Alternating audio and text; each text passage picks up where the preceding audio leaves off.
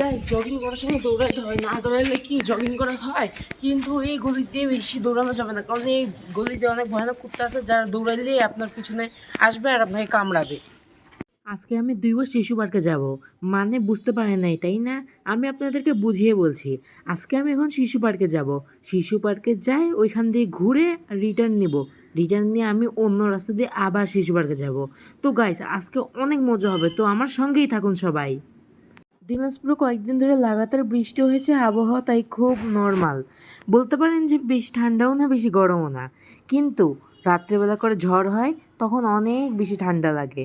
আপনারা কারা কারা দিনাজপুর থেকে এই ভিডিওটি দেখছেন অবশ্যই বলবেন। এখন সকাল প্রায় 5:30 থেকে 6টার মধ্যে। এই দেখেন, এখন আমি প্রথম রাস্তা দিয়ে যাচ্ছি। এই রাস্তাটা হলো ষষ্ঠীতলা দিয়ে স্টেশন পার হয়ে এই রাস্তাটা। আপনারা কারা কারা এই রাস্তাটা চিনেন অবশ্যই বলবেন। সামনে 2 রাস্তার মোড়। আমি এখন রওনা দিব বাম রাস্তা দিয়ে। আমি ডিসাইড করতেছি যে প্রথমে কোন রাস্তা দিয়ে যাব। এখন চিন্তা করলাম যে বাম রাস্তা দিয়ে যাই, আর ডান রাস্তা দিয়ে আমি ঘুরে ঘুরে আবার যাব। তো গাইস, সমস্যা নেই, আমি এখন বাম রাস্তা দিয়ে যাচ্ছি। এই দেখেন, এখানে দিনাজপুর কালেক্টর স্কুল। আপনারা কারা কারা স্কুলটাকে চিনেন অবশ্যই বলবেন। এই দেখেন, আমার ভাই মনোযোগ দিয়ে দেখছে। তাকে আমি বললাম এই স্কুলে নাকি আগে আমি পড়তাম, সে এখন বিশ্বাসই করতে পারছে না। সে এখন ভালোভাবে দেখছে যে ভাইয়া কি এখানে পড়বে নাকি পড়ে না, মানে বিশ্বাসই করতে পারছে না যে আমি এখানে পড়ি। গাছ সামনে এই দেখেন বড় মাঠ, এখন আমি বড় মাঠ পার হচ্ছি। আগে কত সুন্দর, যখন ইচ্ছে তখন বড় মাঠে ঢুকে যেতে পারতাম, আরাম করতে পারতাম, বড় মাঠে যাই মিনারের উপর বসে থাকতে পারতাম। কিন্তু এখন ইচ্ছে করলেও আর যেতে পারি না, আর্মিরা ক্যাম্প বসিয়ে রেখেছে।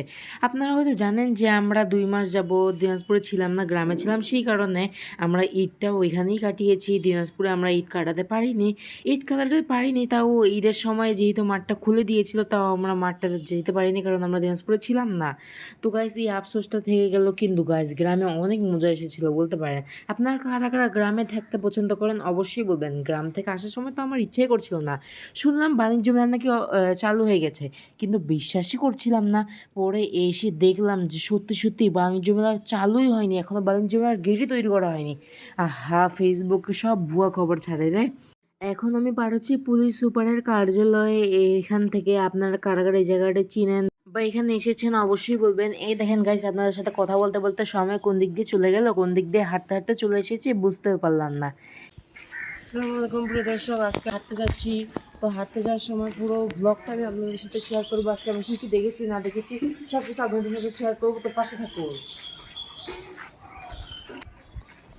গাইস, জগিং করার সময় দৌড়াতে হয়, না দৌড়ালে কি জগিং করা হয়? কিন্তু এই গলিতে বেশি দৌড়ানো যাবে না, কারণ এই গলিতে অনেক ভয়ানক কুত্তা আছে যারা দৌড়াইলে আপনার পিছনে আসবে আর আপনাকে কামড়াবে।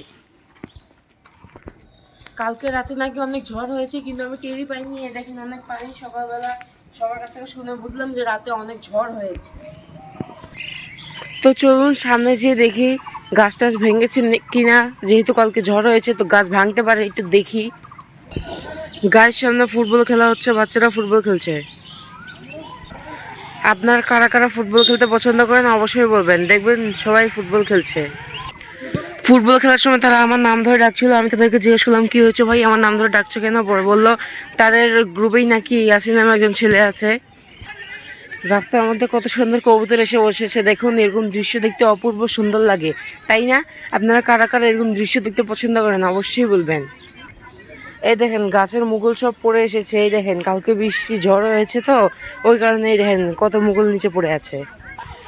বাণিজ্য মেলা তৈরি করা হচ্ছে, এখনো তৈরি করা হয়নি, এখনো গেটও বানানো হয়নি। গাইস, তোমাদের সাথে কথা বলতে বলতে আমি অনেক পিছিয়ে পড়েছি। সবাই আমার কত সামনে চলে গিয়েছে, এখন আমাকে অনেক সামনে যেতে হবে, তাদেরকে কাটাতে হবে। তো তাদের সামনে যেয়ে আমি আবার শুরু করছি। তো গাইস, তোমরা সকাল সকাল এরকম এক্সারসাইজ করবা, তাহলে তোমাদের শরীর মন সব কিছুই ভালো হয়ে যাবে। তো গাইস, এখন যারা যারা আমার এই ব্লগটি দেখছো তাদের কাছে অনুরোধ থাকবে এই ব্লগটিতে লাইক করে দেওয়ার জন্য। লাইক করলে আমি আরও মোটিভেট পাই, আর লাইক করলে আমি আরও ভিডিও বানানোর উৎসাহ পাই। অবশেষে শিশু পার্কের ভিতরে চলে এসেছি। অনেক কিছুই দেখছি, কিন্তু এখন এগুলো দিয়ে আমার কাজ নেই। আমি এসেছি জগিং করতে, এখন আমাকে জগিং করতে হবে। এই গাছগুলো দেখতে অনেক সুন্দর লাগে, কত চিকন চিকন কিন্তু অনেক মোটা মোটা। উপরে যেগুলো পাতা এগুলো অনেক বড়। আগে শিশু পার্কের সাইডে এরকম লাইট লাগানো ছিল না, এখন লাইট লাগানো হয়েছে, অনেক সুন্দর লাগছে এখন দেখতে। এখন মানুষ রাতের বেলাও আসবে হাঁটতে। লাইন বাই লাইন কত গাছ লাগানো হয়েছে। সামনে শিশু পার্ক হয়তো গাছের জন্যই দেখা যাবে না, অনেক সুন্দর লাগবে দেখতে। এখানে ফ্যামিলি বসার জন্য সিট দিছে, যারা হাঁটতে হাঁটতে পা ব্যথা হয়ে যাবে তারা এখানে বসে বিশ্রাম নিতে পারবে। বিকালবেলা বাচ্চারা এসে এই মাঠে ফুটবল খেলে, বাচ্চারাও খেলে বড়রাও খেলে। বাচ্চারা খেলে এই যে এই সাইডে বাম সাইডে, আর বড়রা খেলে যেদিকে বাস টাঙ্গানো আছে ওই সাইডে। গাছ দেখুন, গাছটি কত বড়, দেখে মনে হয় যে কয়েকশো বছর আগের গাছ। তারা প্রতিদিন এসে এই গাছ থেকে ফুল নেয়। আপনাদের যাদের গার্লফ্রেন্ড আছে তারা এখানে তাদের গার্লফ্রেন্ড নিয়ে এসে বসে প্রেম করতে পারবেন। আম গাছগুলো অনেক ছোট হয়েছে কিন্তু অনেক বড় হয়ে গিয়েছে, আগে অনেক ছোট ছিল এখন অনেক বড় হয়ে গিয়েছে।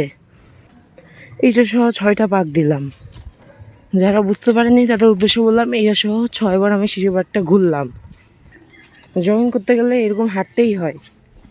এখানেও বাচ্চারাও ফুটবল খেলে। গাছটা কত বড়, আপনারা কারা কারা এই গাছটার নাম জানেন অবশ্যই কমেন্ট বক্সে বলে যাবেন। এই গাছটা অনেক বড় ছিল, পাতা শুকিয়ে গিয়েছে, আবার নতুন পাতাও ধরছে। অনেকবার পাক দিয়েছি, প্রায় 13বার। 13বারের হয়নি, 13বারের অর্ধেক হয়েছে, মানে 12.5 বার। এখন আর পাক দিতে পারবো না, হাঁটতে পারছি না আর। চারপাশে অনেকগুলো লাল হলুদ ফুলের গাছ লাগানো হয়েছিল, মানুষ সেগুলো উঠিয়ে দিয়েছে, সে কারণে এখন বড় ফুলের গাছ লাগানো হয়েছে। ওই যে দেখুন কয়টা আছে। তো প্রিয় দর্শক, আজকের ব্লগটি এই পর্যন্ত। আপনাদেরকে আজকের ব্লগটি কেমন লেগেছে অবশ্যই বলবেন।